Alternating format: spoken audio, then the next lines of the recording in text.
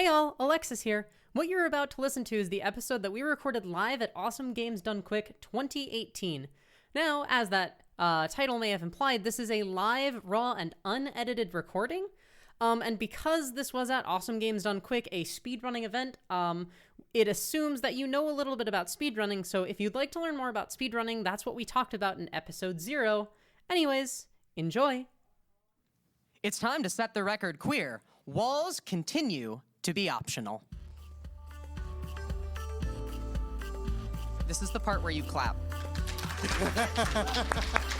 How many of you got that reference to episode 0? Huh? Who's our longtime listeners? I've listened to it, but I forgot.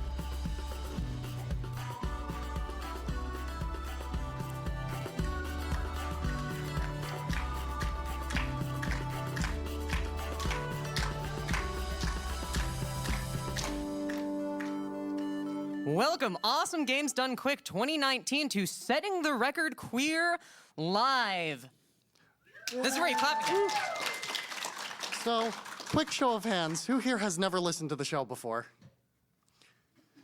Few people. That's okay. It's okay. Okay. Well, you know, this shouldn't be a hard thing to get into. This isn't like a deep cut podcast. This is Setting the Record Queer, a podcast where queer people talk about the pursuits and communities they love. Simple as that. All good?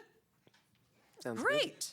So, hi. My name's Alexis, and my pronouns are it, its, and she, her, and I'm 2 of your hosts. My name's Kaylee, my pronouns are she, her, and I am your other host. And we have a very special episode today. We have not 1, not 2, but 3 guests.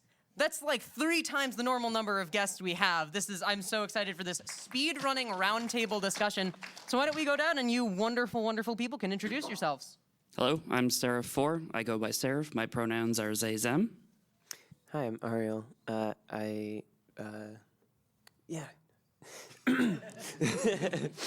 My pronouns are she or they.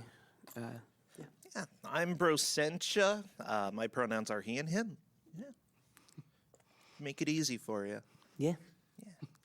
Yeah, so let's get right in this. This is our speedrunning roundtable podcast. So we have 3 people, not only speedrunners, but every one of these people does like a bunch of stuff in the community. Actually, real quick diversion with someone walking in over there. I just want to give some shout outs to some of our podcast guests from the past who are here at this panel. So there's Xandra, and I think Scala Kitty is somewhere. There's Scala Kitty. Thank you both so much for being here. Y'all should go listen to those episodes. I believe episodes 1 and 6. Back to the present, though.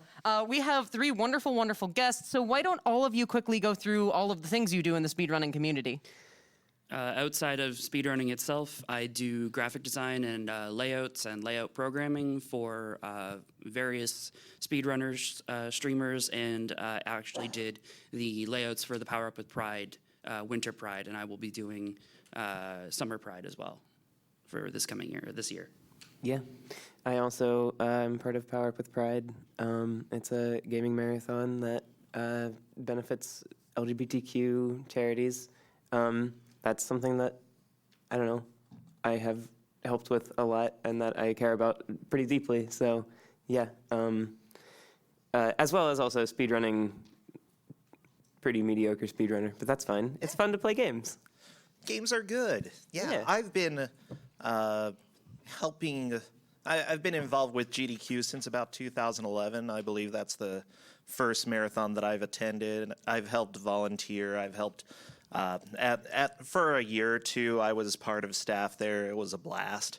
I've also organized a blind bad video game tournament called Kusogrande. I help with the Big Bad Game-a-thon, which is a marathon just featuring bad video games. That's sort of my passion these days. Just the worse, the better, you know? Hey, that's our mantra for this panel. I mean, what? Wow. Ouch. Wow, rude. I get why you invited Brossentia then, but why Arael and I? Wow. Don't worry about it. So, Getting heated. let's quickly talk about each of your histories, both in speedrunning and in how you got into your larger projects. So, Seraph, why don't we start with you? Geez, I don't even remember what year it was, but a buddy of mine who I played Guild Wars 2 with mentioned AGDQ, and I'd never even heard of speedrunning before. So I checked it out and immediately was just like blown away. A casual fan for a lot of years, went through a pretty rough period of depression and decided to check out some of the speedrunners I saw at the last marathon, one of which was Grand PUWP. Got really involved in his community and met a ton of cool people through them. That's actually how I met literally everyone at this table. Started speedrunning myself. Sent a message to Pooh one day because he mentioned that he needed some graphic design done, and I was like, I'll try. And yeah, my graphic design empire has sort of spread from there. Let's see. So I think I originally heard about speedrunning from GDQ, as many people have, in like 2013, maybe even 2012. I think 2013 is about right. And yeah, I sort of like was on and off trying to pick up a speedrun for a while, and then I finally picked up Azure Striker Gunvolt, which I then did a run of at PUWP with Pride, and while I was working on that, just sort of was able to volunteer for some other positions and stuff, and I mean now that's my main focus is PUWP with Pride, and the runs kind of come second these days, for better or for worse. I mean, I really appreciate the things that I've done, and honestly, I'm not really that great at games, so I'm like happy to make, but I love games, and I want to. I mean, I got into speedrunning mostly. I mean, like whenever I really started getting into it, which I guess was like 2017, May 2017. That was yeah, pretty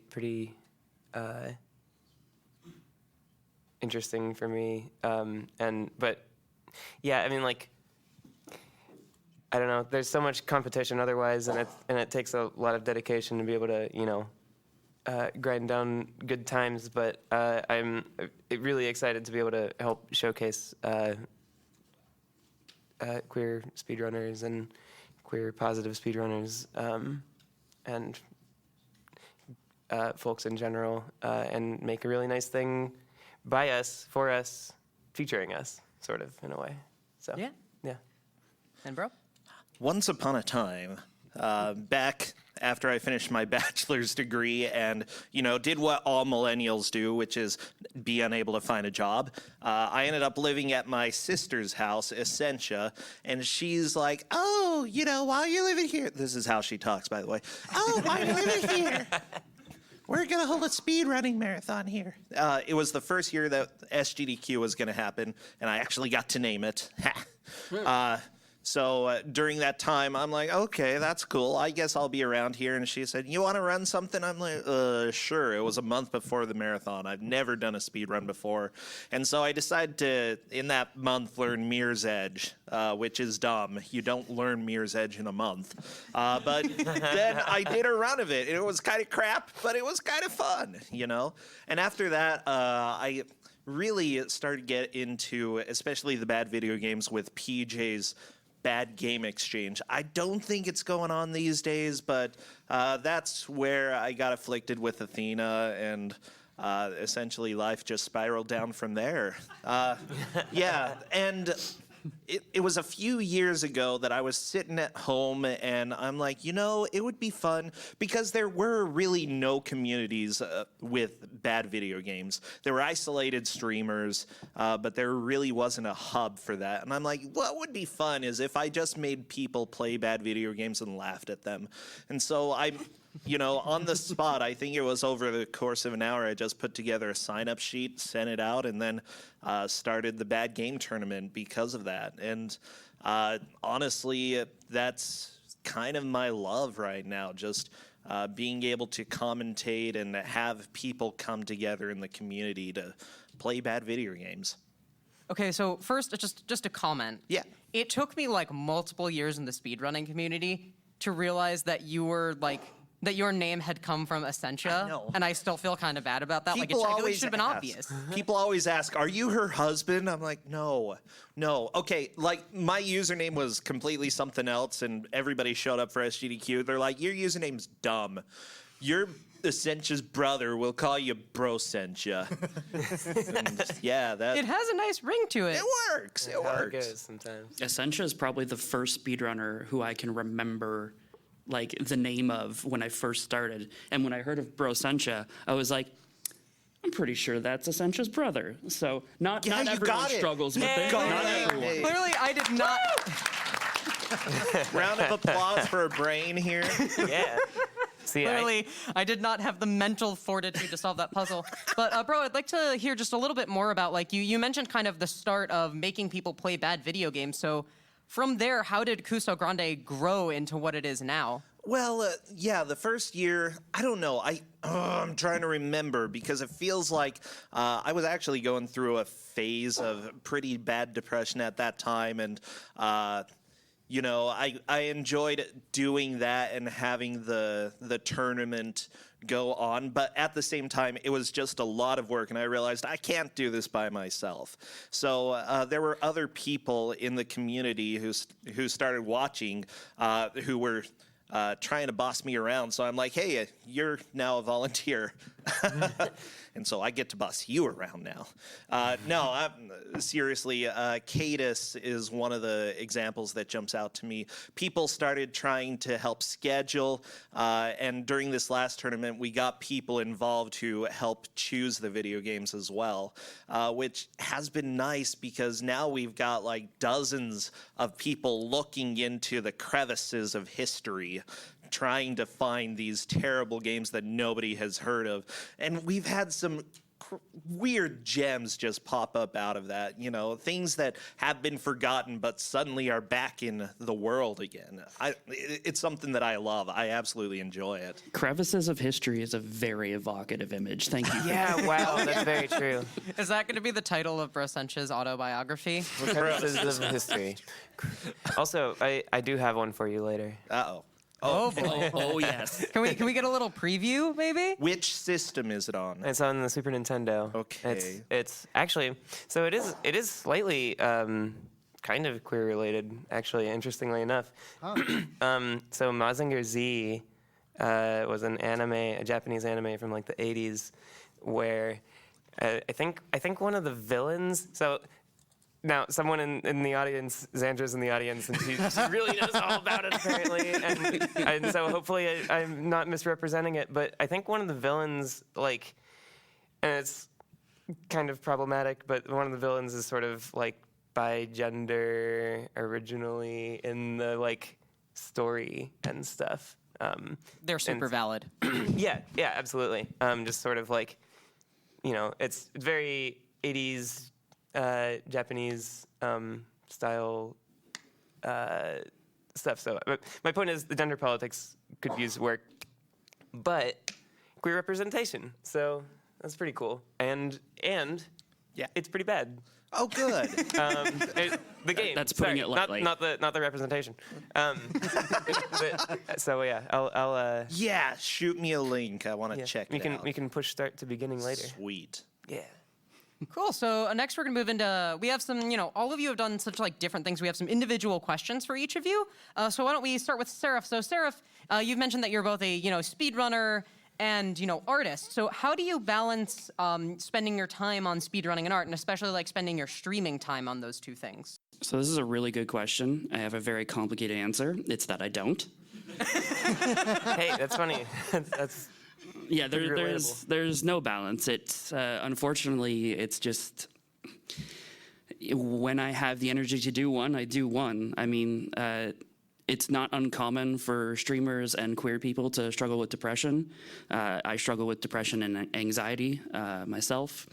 And so I don't always have energy to stream. And even if I'm getting into a good like pattern of stream schedules, that can just be thrown off any day by a depressive episode or an anxiety attack. So I don't really balance it, to be honest. I just kind of, if I feel good on a day, I stream and I do whatever's at the top of mind, and that kind of affects the art business a little bit because it makes the queue last a really long time.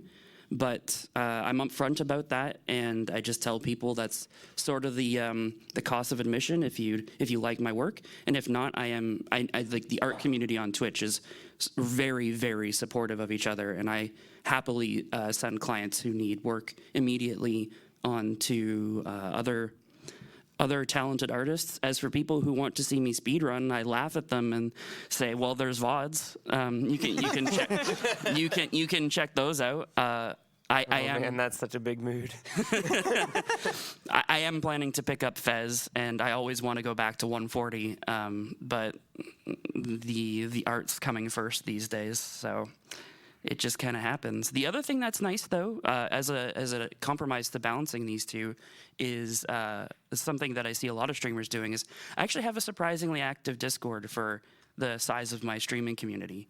And while they're not able to necessarily watch me stream what they may want to, I often talk to them about those topics in my Discord. We have some fairly active channels for speedrunning, for Magic the Gathering, for art, for music, all things that are very common discussion pieces on my channel. So I've been able to sort of fill in that gap with Discord. Yeah, that's valid. That's honestly, the do what you want schedule is not only super valid, but super relatable. It's really hard to force yourself to do anything else when you are literally struggling to get out of bed some days. Like it's not super fun to talk about, but that's the reality of like living with depression, is that some days literally getting out of bed is the only thing you get done that day, and you have to take that as a win. And if when you've got the energy to stream, what you got energy to stream is sketching a character you just came up with that has no relation to any other project, you just got to do it and hope that people enjoy it and that you have fun. Absolutely. I real fast on that topic, I would also like to point out that I too am, since we have all discussed our suffering from depression, I also suffer from depression, and getting into speedrunning was also like a big thing to help me with that, just to like, because I don't know, I just sort of realized like friend, in person, your local friend groups and internet friend groups had, morphed and shifted over the years, and I was finding myself feeling more and more isolated, and I wanted to get into something that more people were involved with. So I mean, honestly, as long as I'm interacting with people, that's a huge part of it for me. But then also to be able to like put a lot of meaning or something like that behind those interactions and whatnot, working on PUWP with Pride or some sort of thing. Sorry for just stealing your question, by the way. But Oh no, No, this to is great. to continue on this tangent, like Arael and I met through speedrunning, and Arael's one of my closest friends now, and like we get to see each other 2, maybe 3 times a year in person. yeah. But like that's a friendship I wouldn't have made any other way. Yeah, absolutely. I mean, I see a lot of friends in the audience around and up here, and that's really valuable, and I hope that everyone can... Hi, friend. Hello. hi. Which one Hi, of us were friends. you talking to? It doesn't matter. Yeah. Hello, friends. Hello. Shout outs Hello. to all the friends in the audience. I wanted to bounce off of a little bit of what Seraph said about doing your own thing, because I think that is very important for most of us here. There are some streamers who definitely jump onto their own game and stay on that game, and people come for the game because that game is popular and fun to watch. But luckily, we have the opportunity to as well build our own communities and find friends, and I think that relying, people who come and watch you drawing something that has nothing to do with anything at all and chat and laugh with you, those are the people who are going to be friends for your life, So even if you don't think it's going to be super popular, you'll still have people who care about you showing up. Yeah, Absolutely. And when you're streaming the way I am, that's one of the most invaluable things that Twitch provides to you. Like it's not something I don't stream to pay the bills. It's still a hobby for me, and it's not that I would never want to make a career out of Twitch. But as it is right now, that's not how I'm using Twitch, and I'm getting a ton of value out of it, doing just like Bro said, where I get to focus on something that's fun for me, and I get to make friends who like to hang out with me while I do that.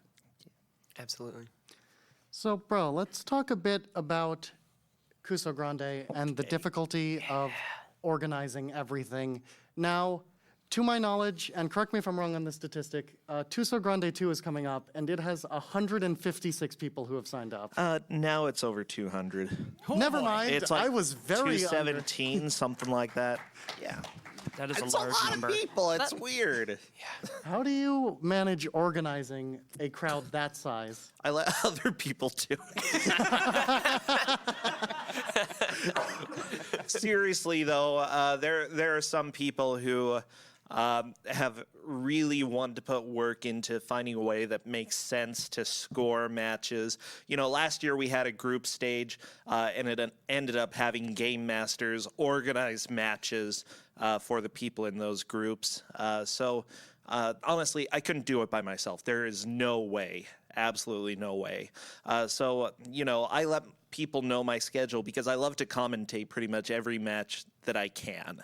And I think I was able to do every single match this last one. So hopefully I can keep on that. But yeah, having people who are willing to step up and help out has been fantastic. It means that it frees up quite a bit of my time. You know, we put together the general structure, but I trust the people who have been helping and given, I don't know, allowing them to do their thing and find ways to make it work has honestly probably been the best way to do it. So to kind of bounce off of that a little bit, moving over to Arael. So you've done a whole lot of literally everything for marathons, for Power Up with Pride. This is the person who worked 22-hour days during Winter Pride. It was so like one 22-hour day. Yeah, but the rest There were like shouldn't 12 be hours. any Yeah, of the those. other ones were definitely like 12 to 14-hour shifts, which is But- much different from a 22-hour day. But yeah. But why don't you give us kind of a rundown of all of the different tasks you do, and maybe talk about, I don't know, which ones do you enjoy the most? Let's see. So, I mean, so the first one that comes to mind is that I'm volunteering as photography here, which is something that I've done like a little tiny bit of, like just a little bit of event photography, but I'm like, I don't know, I'll give it a shot. But for Power Up with Pride, I mean, I've run games, I've done restreaming, I've done hosting, though honestly I've come to the realization recently that I'm not the best host. I'm just like really bad at like reading stuff sometimes. I don't know. But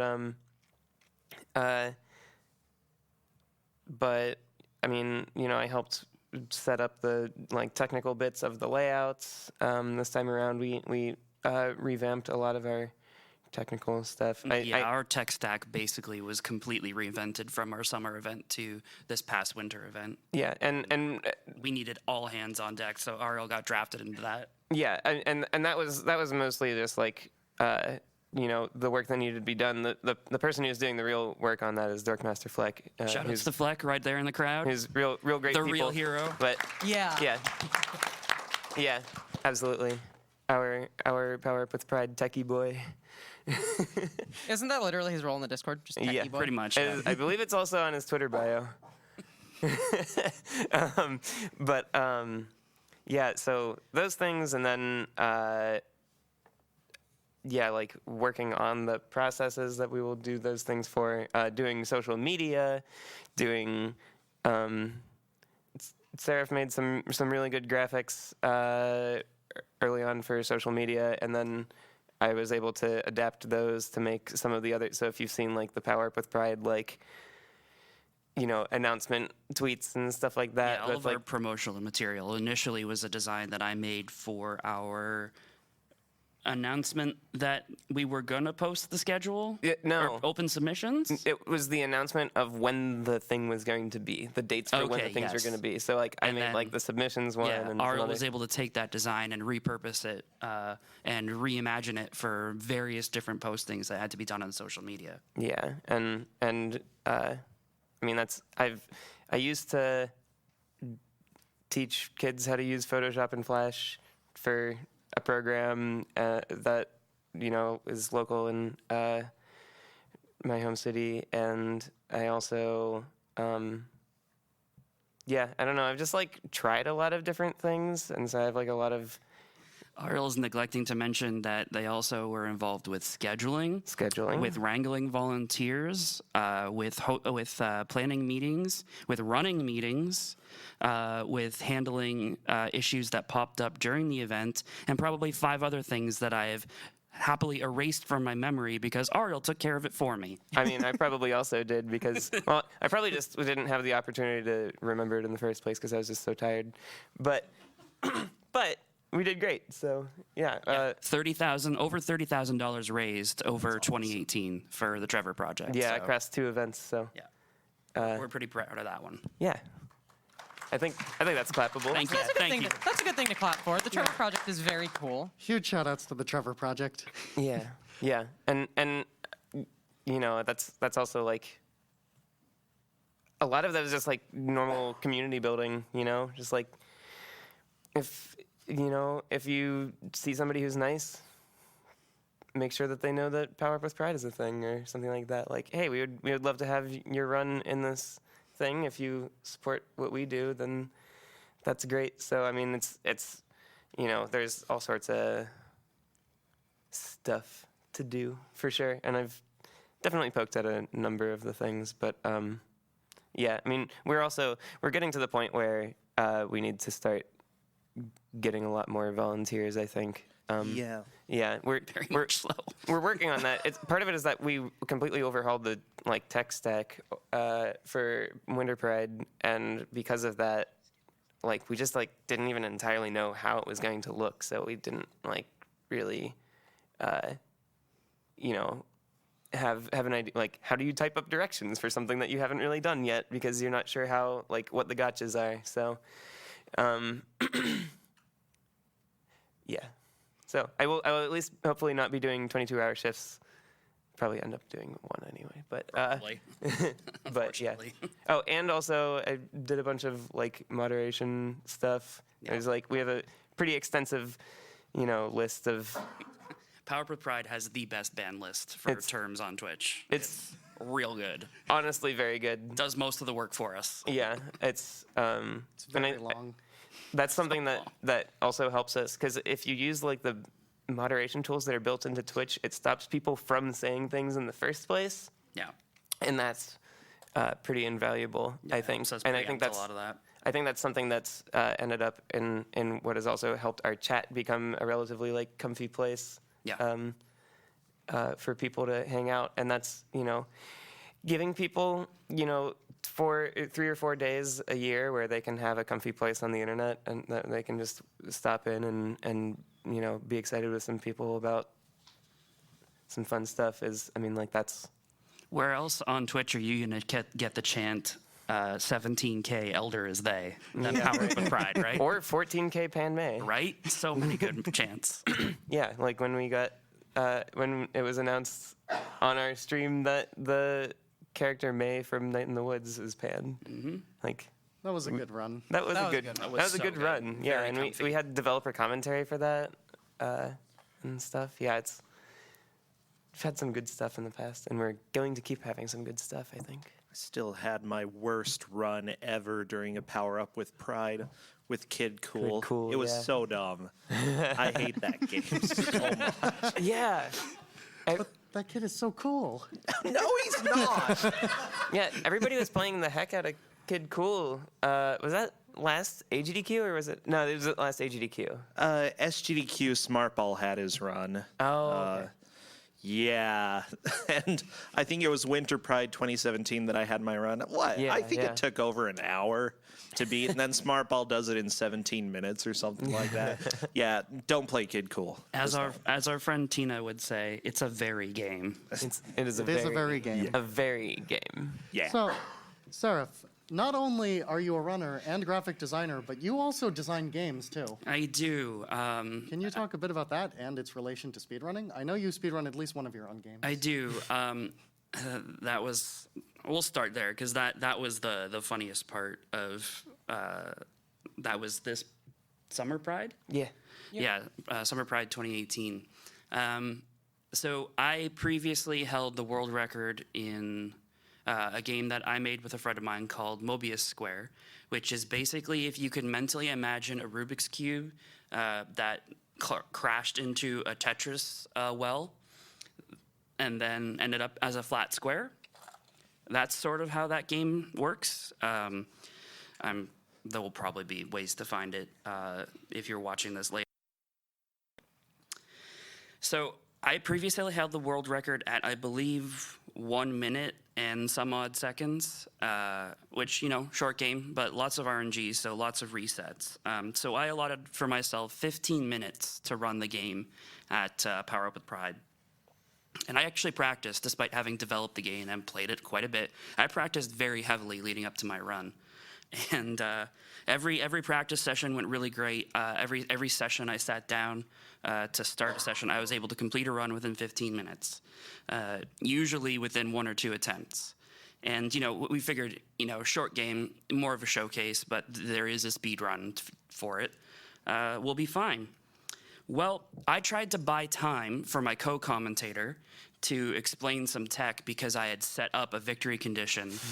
And then while I was waiting for things to, you know, progress through the story, my co-commentator, who was also the developer of the other developer of the game, while he was finishing explaining the mechanics, I noticed that this run wasn't going to work. And I tried to salvage it, and I was like, okay, we'll just kill this. So that's halfway through my 15-minute time slot. And I was like, that's okay, 7 minutes. I can still get a run in.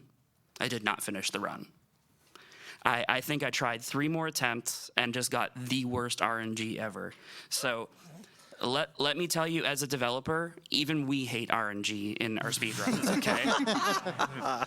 I tried, and it didn't work. That said... Oh, go ahead. That said, a couple people in the audience actually picked up the speed game right then, and since we had like a week-long competition after that, and we got the world record for easy mode down to 17 seconds. Wow. So that game is done. You can theoretically get a faster time, but you would have to grind so much for it that your eyes would start bleeding and your hands would fall off. Like, it's just not worth it. Oh, fun. You might want to fix that bug. It's a feature. It's a feature. So how would you say that your game development experience informs the way you speedrun, and your speedrunning experience informs the way that you develop games? So I hadn't even done my first speed run when I started working on Mobius Square, but funnily enough, one of the huge influences for Mobius Square's visual style was 140, which is my speed game. So that was interesting that I picked it up after the fact, and there's that neat little connection. Since then, I am now working on a brand new game. It's not a puzzle game. It's actually a, oh gosh, let's see if I can remember, a Metroidvania Paper Mario mashup clone thing. That sounds incredible. Yeah, I want to play it. When can I play it? Right now? Right now? Is it done? Is it done? Is it done? It looks very impressive, I will say. What I've seen so far. Thank you. There is footage of it available, and the hope is to have a playable prototype by the summer of this year. It will be very small and not nearly complete, but there should be a full level that you can get through and experience some of the gameplay mechanics and fight and platform and do all the things. But this game specifically, I am definitely trying to make sure that it's speedrunner friendly. I'm having a bunch of speedrunners look at it, and I'm taking feedback about things that are fun from a speedrunner perspective, things that aren't. I want to include lots of movement options for the overworld, and the combat is all supposed to be in a way where there's as little RNG as possible, and there are definitely going to be optimal strats for each combat to get through it as quick as possible. The very first demo I made was actually, if you've ever used Visual Studio, it's like the easiest thing to get started in for software development for an actual computer, not for a website or anything. They have what are called WinForms, and they literally just look like really basic applications, and I made a combat simulator in WinForms. And it just takes you through 3 fights. The first fight is 1 enemy, the second fight's 2, and the third fight is 3. And they just randomly generate stats for you to fight these folks with. And I think I was able to get like the first run through in like 5 minutes, and I got that down to like 20 seconds per fight. So 1 minute overall. So I am definitely trying to include speed tech in both the movement and the combat. Will you be putting an in-game timer in? Is that something that the speed community likes in games? That's If not it pauses during loads, That's actually something that I'm very spoiled with 140 is that we have a very robust Unity. Not robust isn't the right word. A talented Unity developer in the community who made a patch for it that includes in-game timers that takes loads out and has an auto splitter. So I'm hoping to talk with him and have both of those things. Oh, I like present, that. Since my project is also being done in Unity, which is a game development engine. If you've never heard of it. If I remember correctly, Mobius Square has an in-game timer. It does. It's real good. Yeah, I was going to say that was one of the best things about running Mobius Square is that it has an in-game timer. It's clearly the amazing animations when you get combos and doubles because it's in Comic Sans with multiple exclamation marks and a very, very gaudy rainbow gradient. And it just says, double combo. I like that. And that You're sounds right. amazing. Yeah. But after that, it's the in-game timer. I see sounds like I haven't watched you run it. So, despite all of what all of you do, you all come back to speedrunning. What keeps you coming back to speedrunning at the end of the day? What keeps me coming back to speedrunning? You feel like you're stuck with it is an okay answer. We won't be mad. I love games. I think it's a way for me to keep experiencing the games that I love and finding new ways to experience games that I'm just starting to love. Like I discover so many new games through GDQ. I've fallen into the pit of SMB ROM hacks, and like speedrunners sure love those. So I'm just discovering a new SMB ROM hack, which is just showing off the craziest tricks you can imagine in Mario. Like every week there's a new one that at least one new one that like all the streamers I'm watching are playing. And it's just constantly a new spin on something that I've loved since I was like 5. Absolutely. I mean, excuse me. I mean, I remember being little and I don't know. I mean, around like 7th or 8th grade or so, I was playing a lot of different Mega Man games, and I mean that's what I speedrun now. But you know, I would it'd be like a Saturday or something like that, and we're like, I'm gonna play through Mega Man X today, or something like that. So I just like get up and play through the entire game in a sitting, and this is the next level of that. And also, I mean, like games are really fun. I don't know.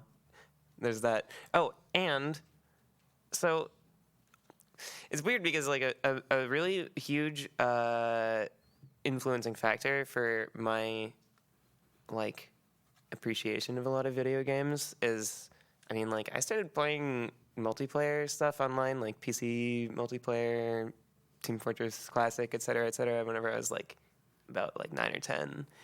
And so there's almost like this guttural, or not guttural, it's like instinctive feeling that I feel whenever I'm playing like a multiplayer game with other people. I don't know, it's just sort of like slightly more exciting for some reason. And I've realized that speedrunning is a really interesting way to like almost retrofit that feeling into single player games, and that makes it really exciting because especially as somebody who used to shoot competitively back in the day, I really enjoy the idea of like competitions of like what can everybody do, like how well can everybody perform in this thing right now, but your performance doesn't necessarily depend on other people, whereas like, you know, a lot of online games are highly competitive against other humans, and this is you in the game, and you can practice it on your own all you want off stream or whatever, and you can play it on stream and have fun with your friends and, you know, react and and play it up and the whole thing and just have a good time. I mean, that's kind of where I'm at with it. You bring up a really good point. How many people in the crowd have ever done a speed run? Most of them. a lot. Those of you who don't, pick up your first game, because there is not much that feels better than getting your first PB. Yeah. Getting a PB, like getting your first run is really cool, but getting your first PB and seeing the improvement is like, it's addicting. Like, it's just, you're like, oh, but I did so many bad things in that run. Like, I could easily just do that again and again. Without that. And again and again. And, oh, I guess I'm 31 now. Cool. Yeah. Yeah. Yeah. Bro? Yeah. Go for it. So I was thinking of an example specifically that represents why I come back to speedrunning. I do a lot of new games or games that like nobody plays or generally something that doesn't have a speedrun out there. And part of it I like. I like doing the routing, but a big part of it is that every once in a while I stumble across a game that just has some strange amount of charm to it. And being able to put together a speedrun is often a chance to revisit that charm over and over again. Town with No Name, for example, is the dumb example that stands out to me because it's a point and click that's drawn in MS Paint as far as we can tell. That's a Western done by British people, which makes it even better. And the actual speedrun itself is about 1 second long. So I just put together this cutscene percent, or best cutscene percent is what I said, because not all the cutscenes are worth going to, and just created my own route in order to show the game off to people. And it keeps popping up every once in a while because it's a chance to revisit it and have all of those laughs. And it's not a serious category at all. It's just something for us to have fun. I'm not going to speedrun something that's out there just because it exists. It's because it has some sort of charm that I want to share with other people. Cool. Thank you all for those really, really interesting insights. I love that question. I ask it to people all the time, especially at events like this. I've never gotten the same answer twice. Everyone... You can finish, but I have something to add. I was just going to say, everyone has something unique for speedrunning. Okay, go. Absolutely, they sure do. Speaking of unique speedruns, if you are looking to get a PB, I believe that there is a game called Pringles in the and Why are you here? Play Pringles. Arael has been removed from the panel. Yeah, you can probably beat it in 10 minutes, and that's been a lot of people's first speedrun. I was like, and again, even like Seraph was saying, like getting a new PB is a really exciting feeling sometimes. I mean, I was practicing it. I had an unrecorded practice room PB earlier today of Pringles while I was passing time before my photography shift. It's like a double meme. Yeah, but what's great about that as well is that you don't have to devote the rest of your life to Pringles, Yeah, you could just devote like a few days to it, get a good PB, be like, hey, I'm in there, okay? I'm like 3/4 of the way up on the speedrun list. I am awesome. And then just abandon it forever. Yeah. All right, well, we've had our nice big long-form discussion. Let's bring things down a little bit. I'm going to do a little bit of like a lightning round of couple fun questions here. So these are going to be like, give us like 1-sentence answers, maybe even one word. Okay, so first, what is the theme song of the speedrunning community and why is it Africa?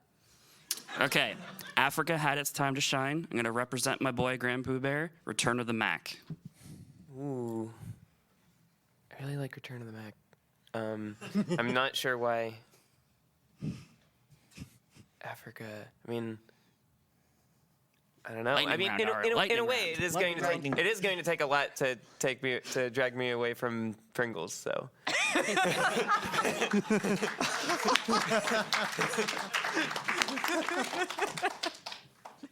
I am the wind. That's all. Yeah. Yeah. All right. What is the speedrunning community's mascot? Pringles. No. What? Notes are hard to read. What speedrunner is the community's mascot? Who is the mascot? Oh, I misunderstood that question when we wrote it. Oops. Brossentia. Yeah, I'll second that. Not all of it, no. just a splinter community, okay? We're like the weird group that created our own city, and we wear funny hats, you know. That's good enough community for me, really. I mean, All right, and final, what's your favorite GDQ meme? Orb. okay, this is complicated because I really liked original orb, but there's a lot of orb going on. It's And, evolving. I mean, the orb is evolving. It is perhaps. I mean, I'm literally over here mashing B though. Like, I like the orb how it was, but that's just me. That's just I don't know, but I do think Waluigi's Wah is pretty good. So. Ariel has been removed from the panel. Ariel, All that's, right. that's 2 bands now? Extremely popular opinions up here. I would say people donating things as if they're reacting seriously to what is happening during speedruns. That's a good one. I wouldn't even have thought of that, but yeah, no, those are the best. Yeah. Also, I lied. Greetings from Germany is definitely my favorite meme, now that I think of it. Greetings from Germany. No love for Eat the Voice. For the what? For Eat the Voice. Or Sorry. All right. So a couple final questions before we move into listener questions. And let's answer these fairly quickly. But what is being queer in the speedrunning community like? You said quickly. This is very. Start with that one. Geez. I came out because of the queer speedrunning community. I didn't even know who or what I was really until the first PUWP with Pride that I was involved in, which was Winter Pride last year. 2 years ago now. Winter Pride 17. And I just felt really comfy and at home, and was talking to some people about non-binary and genderqueer identities, and I was like, that sounds familiar, and did some reading and talked with Arael a lot, and I kind of said, I think this is who I am, and I came out to a bunch of people in the speedrunning community first. Actually, the first 2 people are here, Arael and Tormod in the back. Y'all really helped me be who I am. So what's it like being queer in the speedrunning community? It's like being me for the first time. Uh-uh.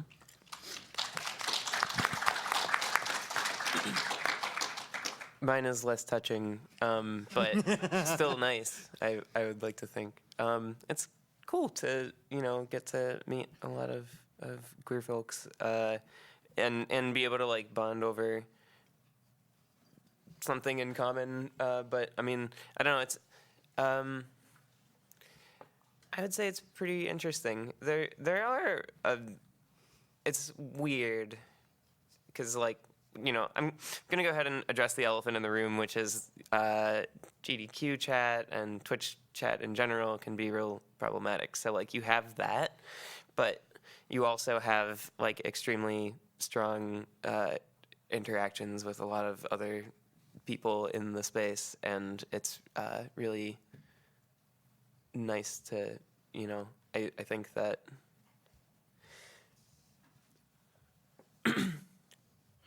started talking a lot. Which what was the question exactly again? I'm making sure that You are answering the question. okay. Yeah, we just want your what is it thoughts like on, to- yeah, that's right. being a queer speedrunner, streaming as queer, stuff like that. Yeah, I mean, streaming as queer can be a little bit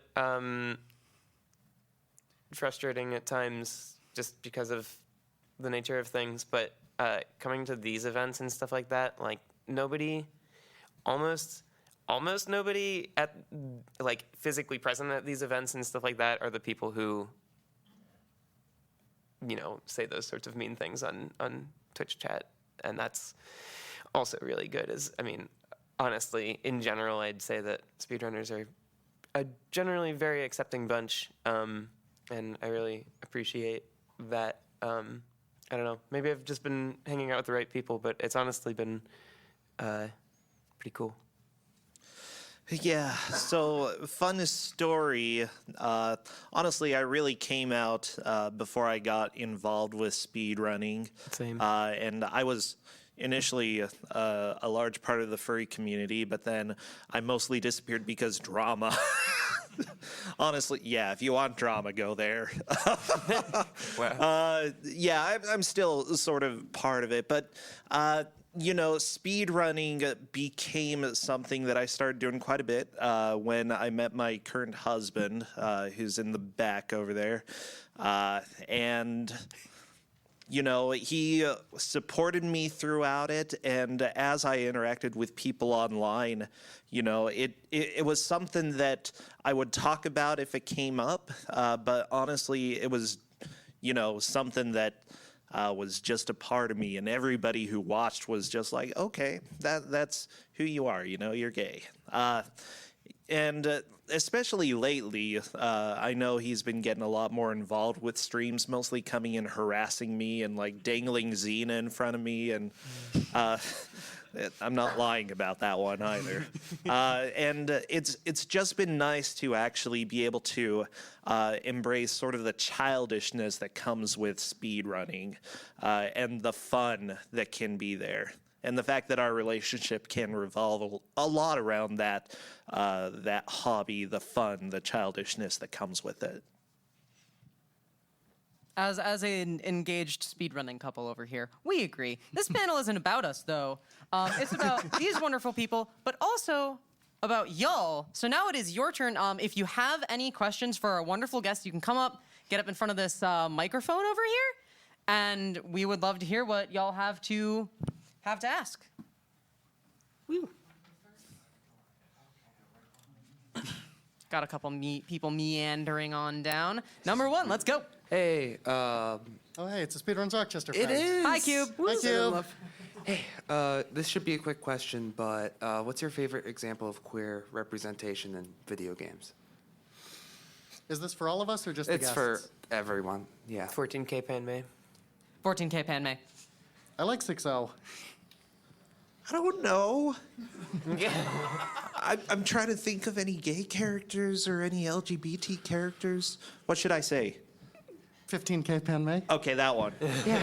We'll go All with right. that. I'll go with something that Arael taught me, which has stuck with me, is that canonically in Azure Striker Gunvolt, what's his name?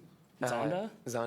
Zonda in the original Japanese release was bigender, and I thought that's really cool because that's a definitely an underrepresented form of queerness, and it was cool that was in the game.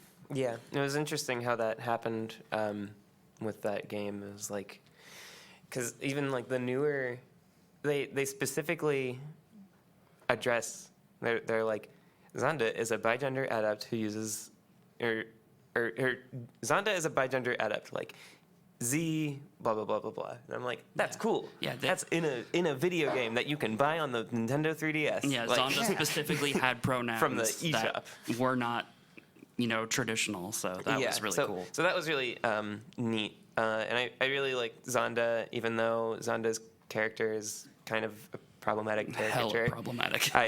I still really like Zonda just because, like, and it's I think that's something that at least I've found in a lot of games and a lot of just media in general is that the representation is often very villain focused and stuff like that, just because of a lot of different things that just a lot of different circumstances in society. But Well, yeah. I think that it's okay to love something and still be able to be critical of it. Yeah. Critical absolutely. reflexivity. You got to be reflexively critical of the things you love. Oh, because yeah. everything needs to be, taken with a grain of salt. Yes. After conferring with Hex, I have another answer because apparently Vivian from Paper Mario, who was I was trans. going to say her. Yeah. Best girl. Oh man, yeah. That's a 2-for-1 deal right there. Yeah. Thank you, Cube. Yeah, all right, we'd love to talk more. Let's move on in the interest of time. Hello. Hi there. So my question is kind of for somebody else. My boyfriend Teddy just came out as trans, and he wants to get into streaming, but he's kind of uncomfortable. Arael, you brought up the problems of Twitch chat and things like that, and he's worried about just interacting as a new streamer with Twitch chat and what to deal with that. So what advice could you give him? So I would say just as a new streamer, you honestly won't probably get that much attention just because people won't know you're there. Make sure to have a friend or a partner, someone you trust in chat, and mod them, let them take care of any unpleasantness, although I doubt you'll see anything in early streams with only your friends watching. You can also reach out to the PUWP Pride community, make some friends there. We love to help mod each other.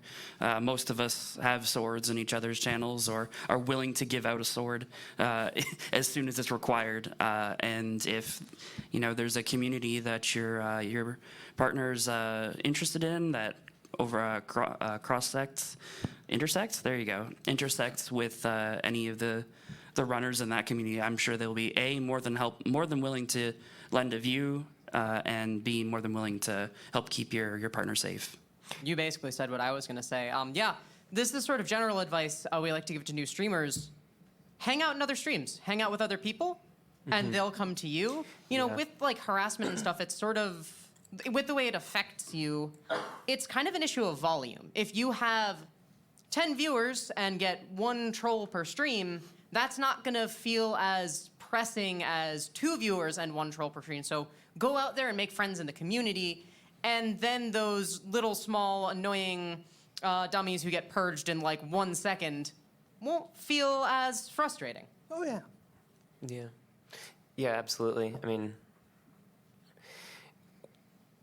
someday, I don't know, I definitely do think of it as someday it will happen, though, and at that point, it's just like, remember, a lot of these people are out there they just want to get a rise out of people. I mean, like,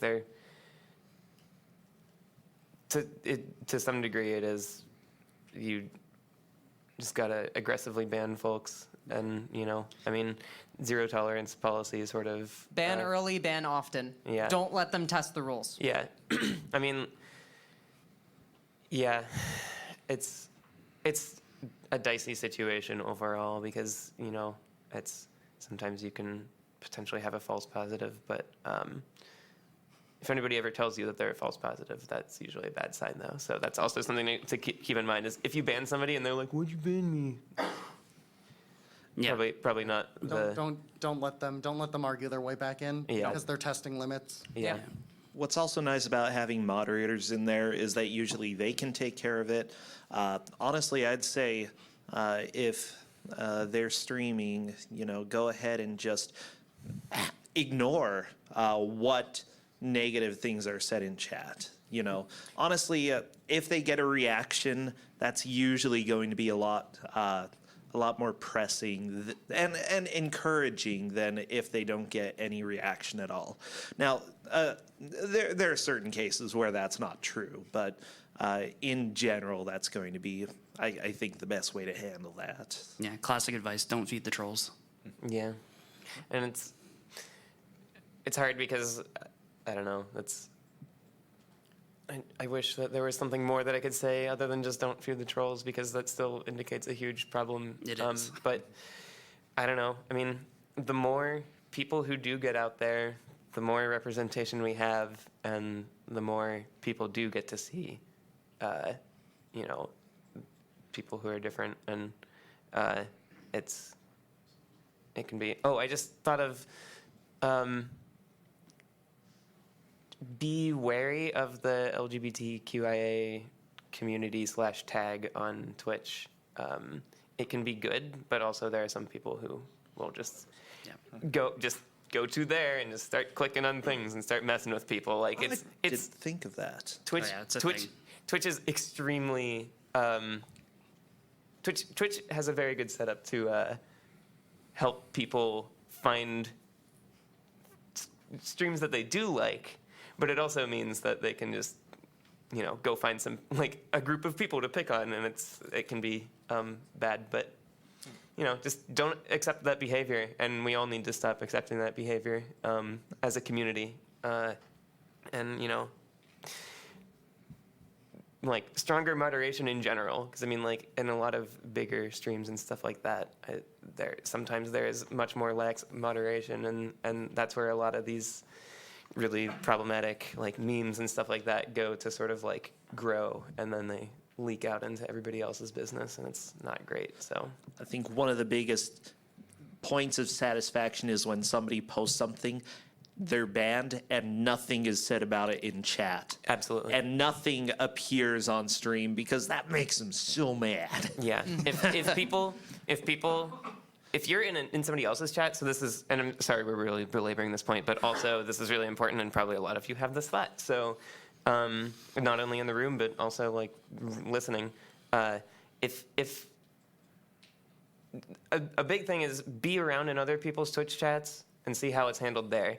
Usually the best thing is to, again, just not mention it at all. You know, sometimes like, I don't know, I get frustrated with it and I'll be like, oh, somebody thinks he's a tough guy, huh? You know, but like, the best thing to do is to ignore it and just pretend it didn't happen, because, I mean, at that point you're literally deplatforming them.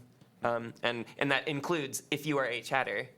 So in general, to everyone out here, if you're a chatter and somebody comes in and says something rude, you know, if you're a mod, delete it. And if you're not a mod, say nothing. Don't draw attention to it. Mm-hmm. Don't feed them. It sucks. In the interest of time, we need to. Yeah. Sorry about that. That was really important, though. Yes. Deplatforming works. Thank you for your question. Thank you. Let's try and get through a couple more pretty quickly. Yes. Hi, I've got 2 questions. So the first one's for Brossentia. I'm actually legitimately excited for the next Kusogrande. Okay. So other than the games that were in Awful Block this year, do you have any suggestions for games that I can play to get in the Kusogrande mood? I would say there are tons and tons of terrible games, especially on popular consoles, NES, Super Nintendo. I'd say go play Macaulay Culkin video games. Like, that's not actually a lie, okay?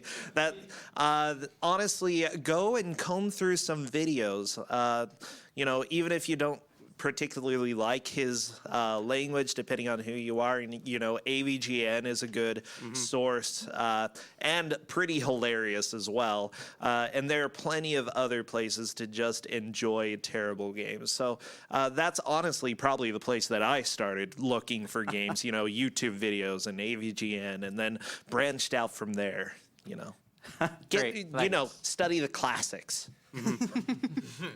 And my second question's for everyone. Considering everyone's favorite new GDQ meme is, would anyone consider running Orb 3D for Awful Block next year? Absolutely.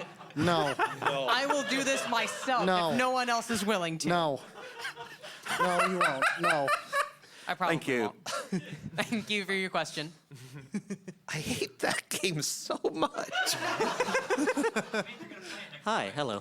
I've already played it. I'm Denny, he, him. I am a smaller stream. Ooh, I'm leaning too close to the microphone. I am leaning too close to the microphone, and I'm a smaller streamer, and I'm making a go of content production, specifically entertainment and some charity and comedy content production as like a real push for full time. Don't worry, I have a backup job as a truck driver. We'll be okay no matter what. As a cishet person, is there a way I could make sure that people do feel safe and comfortable laughing in a stream or a community that I'm organizing? So the big thing is talk to queer people. Be open to listening, be open to taking feedback, even and especially if it's not positive feedback. So we've been out for 3 or 4 years now or something. We're still learning things every day. And especially if you're not directly experiencing everything, that learning curve is long. So you need to listen. You need to reach out for feedback. And you need to be open, especially to criticism. It also sounds like you're already doing some of these things, but make sure to, put pronouns in your bio. Make sure to explicitly have rules banning these behaviors. Make sure to, normalize queer identities, wherever it's relevant and wherever you can, and you should be good if you're listening to your community members and other queer people. Another really good step is to just have a queer mod. They know things that you don't. They can tell you when they have to enforce something, and they catch the stuff that you're just not capable of because you just haven't experienced it yet. Absolutely. Some of the people who I'm most excited are just like around are mods of big streamers who are queer. I mean, just like it's just good to know that, this, I can't even name them because, it's like, I don't want to call people out specifically, but it's, yeah, very, very good to know that there are big streamers out there who are also getting that sort of feedback. And I mean, but if you are a big streamer and you're listening to this and you don't get a lot of feedback about queer stuff, I don't know, maybe it would be worth looking into at some point, because it's just, that's the number one thing, is talk to queer people. And yeah, the other thing is, if you specifically like no harassment is like an okay rule, like no transphobia or homophobia is a pretty good rule. And then no misgendering or dead naming is an even better rule. Yeah, Exactly. Like those I'd make the rules pretty specifics are specific. a shield. Yeah. Exactly. I think for me, the biggest thing when I'm streaming that helps me know that I can trust somebody is when they ask how my husband is doing. It's such a simple question, but it takes a step further from tolerance to actually interest in my life and interest in the people I love. So it's something that's very small, I think, that still, I think, carries a lot of weight. It makes me think I can trust you, because you're generally, you are genuinely, not generally, genuinely invested in who I am. Absolutely.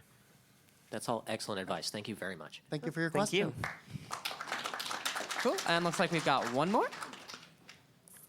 Hey, everybody. All right, so having met Brossentia at the first Summer Games, Yeah. at the time we met him, I did not know he was gay or furry or ex-woman, all that stuff there. It all came out during the week time, but obviously you met him first, you saw his personality first, and you saw how he was.